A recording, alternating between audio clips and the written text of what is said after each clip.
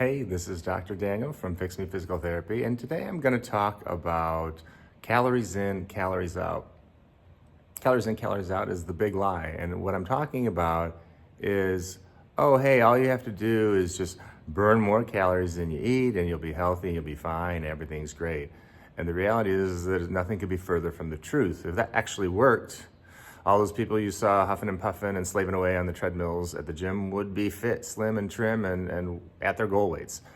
And for me, actually, even for my patients, and myself included, my focus is not weight. My focus is on good eating choices so that I don't spike my insulin, so that I don't create insulin resistance that leads to all of those other problems.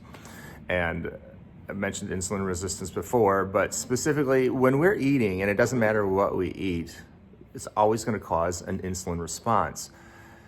And the things that we eat, rather the what we eat, is certainly far more important than the how much.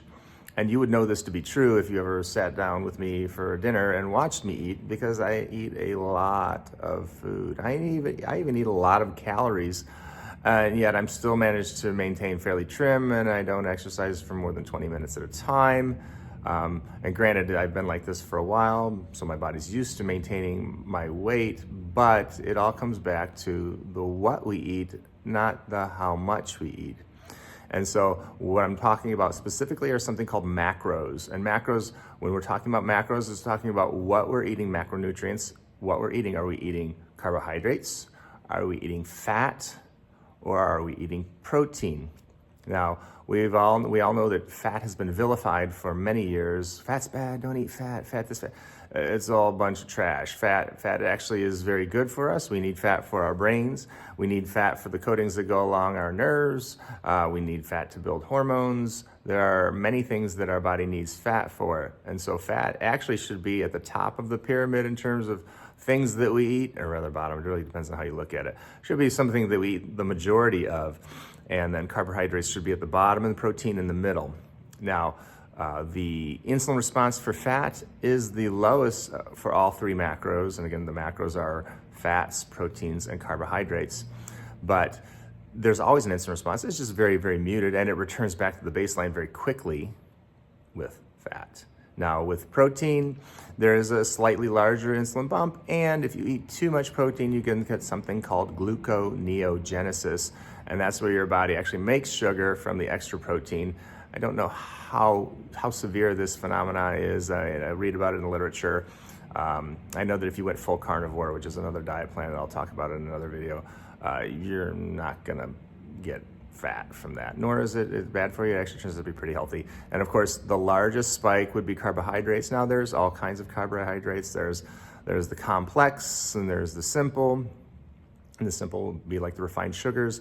And so those are an issue, because simple carbohydrates, as opposed to the complex or refined carbohydrates, are going to cause this massive spike, and it's going to take your body a long time to get rid of it, and that's what causes the damage over time to your body. So we really want to avoid carbohydrates as much as possible. And we can have some, and they should be complex, so and that goes to something called the glycemic index. Glycemic index is how much of a sugar spike, how much insulin is going to be dumped when you eat the food. And so low GI foods are what we want.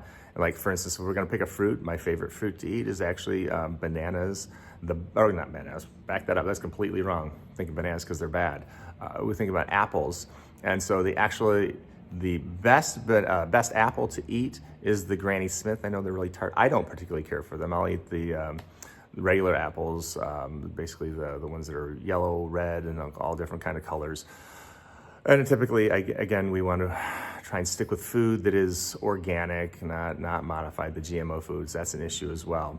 But bottom line is, it's what we eat, not how much. And we want to stick with the fats first. The fats should be the highest highest portion of our diet, then the proteins, then the carbohydrates. And that's what they call a low carb, high fat diet. And that can actually also help us transition to something called a ketogenic diet, which puts our body into ketosis. Some people need that to heal all the way if they're a type 2 diabetic. Some don't.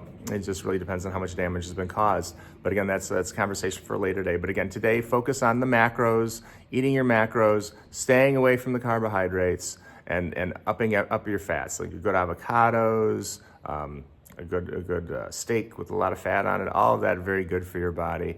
There'll be a link below to a blog where I'll talk about the calories in, calories out issue, which is a complete lie. And that's all for today. Thanks for listening, and be sure to hit the like button.